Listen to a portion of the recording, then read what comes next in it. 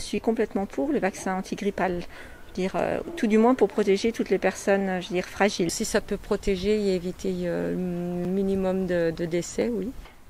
Notamment pour les personnes âgées, dont ma maman fait partie, à 85 ans. C'est une très très bonne idée, il n'y a même pas photo là-dessus, quoi.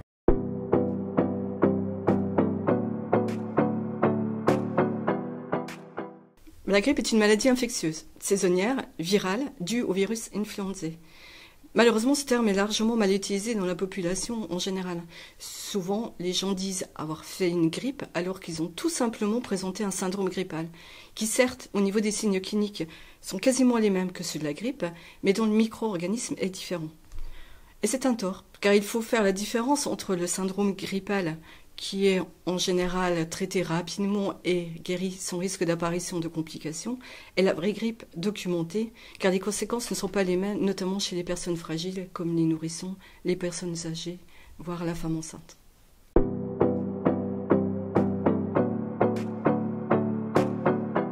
Dans la plupart des cas, la grippe saisonnière finit par guérir. Mais malheureusement, nous ne sommes pas tous à égalité de chance en termes de guérison. Ainsi, l'issue peut être dramatique, voire pour certains, elle peut conduire à une hospitalisation en réanimation, voire à un décès, pas forcément lié directement à la grippe, mais surtout à l'apparition de complications, comme par exemple la surinfection bronchique d'origine bactérienne ou un état de déshydratation avancé en cas d'hyperthermie. Et c'est en EHPAD que nous avons le plus gros taux de mortalité lié à la grippe saisonnière. Du fait que les personnes âgées peuvent présenter des complications citées précédemment, mais de plus, du fait de leur état immunitaire défaillant, ils ne fabriquent pas assez d'anticorps en post-vaccination et ne sont ainsi pas protégés à 100%.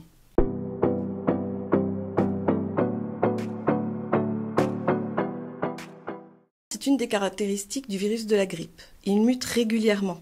Cela signifie que les hommes font un pari. Ils font un pari que cette année, ils vont sélectionner la bonne souche, celle qui va émerger, ce qui va leur permettre de fabriquer le bon vaccin, celui qui sera le plus efficace. Alors, les bonnes années, effectivement, nous obtenons un vaccin qui va être efficace à 60-70%, s'il est administré à une population jeune, en bonne santé. Alors là, vous allez me dire stop. Vous allez épuiser mon système immunitaire si chaque année vous me vaccinez. Pas du tout. Votre système immunitaire n'est pas comme votre capital soleil. Il ne s'épuise pas de la même façon. Au contraire, si on pouvait faire une comparaison, votre système immunitaire, c'est plutôt un sportif de haut niveau. C'est-à-dire que plus vous l'entraînez, plus il sera efficace. Donc, si vous aimez votre système immunitaire, vaccinez-vous.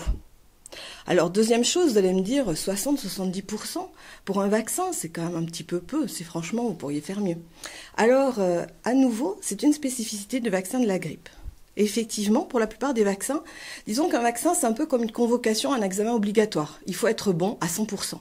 C'est pas le cas du vaccin de la grippe. Pour le vaccin de la grippe, c'est plutôt une invitation à un repas. On avertit votre système immunitaire et on lui dit, voilà, cette année, la grippe va revenir. Faites un peu le point de vos anticorps et puis on verra comment ça se passe. Et en général, ça se passe bien. C'est-à-dire que le principe de l'efficacité du vaccin de la grippe n'est pas le même. On ne veut pas éliminer à 100% la grippe. On veut que pour les patients à risque, on n'ait pas de formes graves, ces formes qui nous amènent en réanimation ou au décès. Alors dans ce cas-là, le terme d'efficacité pour la grippe, il est très bon. Puisque si on compare deux groupes de population, une population à risque vaccinée, une population à risque non vaccinée, effectivement, significativement, on aura moins de formes graves dans la population qui aura été vaccinée. Donc le vaccin de la grippe est efficace. Et cerise sur le gâteau, pour un vaccin, on n'attend pas 100% d'efficacité. On n'a pas besoin qu'il soit efficace pendant de longues années. On n'a pas besoin d'adjuvants.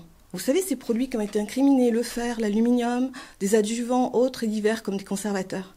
Donc le vaccin de la grippe, peut-être que certaines années, il n'est pas très efficace. Mais une chose est sûre, il est d'une très bonne tolérance.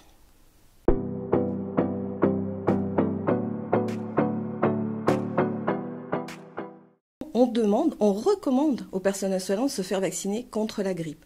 Mais pas que. Il y a d'autres vaccins que l'on recommande chez les personnels soignants, comme ceux de la rougeole, de la varicelle.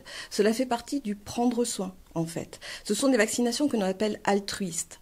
C'est-à-dire que, maintenant, vous le savez aussi, le vaccin s'appuie sur un système immunitaire. Et les personnes que l'on va vacciner dans les populations à risque ont un système immunitaire défaillant. quelquefois épuisés. Donc lorsque l'on vaccine 100 personnes âgées, au-delà de 70, 75 ans, en fait, à peine 30 pourront réaliser leurs anticorps, fabriquer leurs anticorps. Donc les personnels soignants, toutes les personnes qui les entourent, et donc notamment les personnels soignants, doivent se faire vacciner pour les protéger. Ils établissent un cordon de sécurité autour de ces patients fragiles. C'est un peu la même chose que lorsqu'on attend un nouveau-né, on va demander à la famille proche, les parents, les grands-parents, s'ils sont vaccinés contre la coqueluche. Cela fait partie de cet acte de protection, de soin, de prendre soin. Et c'est donc le rôle des soignants de prendre soin de leurs patients. C'est pour cela qu'on leur demande de se vacciner contre la grippe. Il faut absolument se faire vacciner tous les ans en automne, car la période de contagiosité de la maladie débute bien avant l'apparition des premiers signes cliniques. Et c'est lors de cette période que nous pouvons transmettre la maladie sans s'en rendre compte. Alors un conseil que je peux vous donner, vaccinons-nous, vaccinez-vous, afin de limiter la chaîne de transmission.